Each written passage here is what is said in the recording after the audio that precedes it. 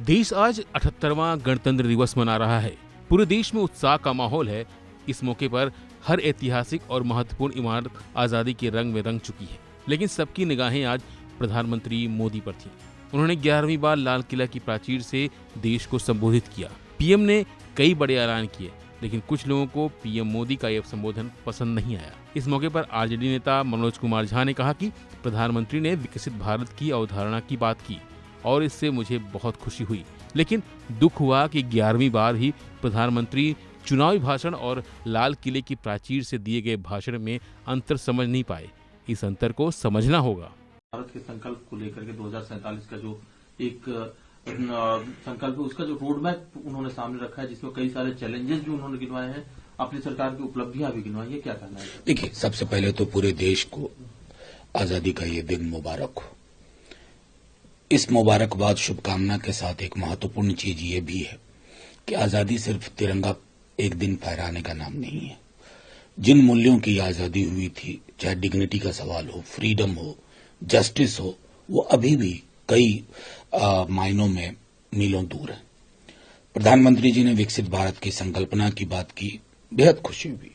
कैसे कोई इनकार कर सकता है, लेकिन आज कष्ट हुआ कि प्रधानमंत्री जी 11वीं बार भी चुनावी भाषण और लाल किले की प्राचीर के भाषण का फर्क नहीं समझ पाया।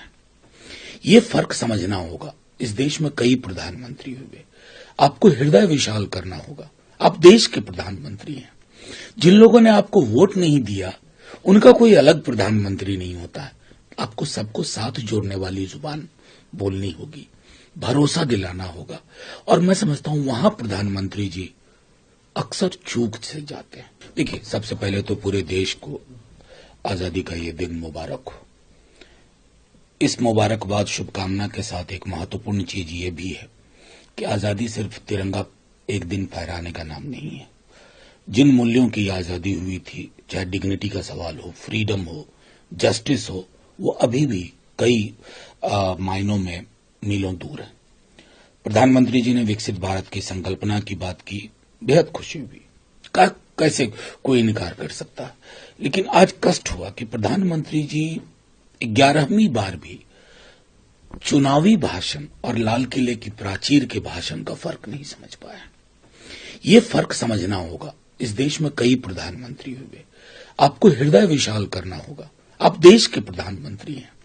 जिन लोगों ने आपको वोट नहीं दिया, उनका कोई अलग प्रधानमंत्री नहीं होता है।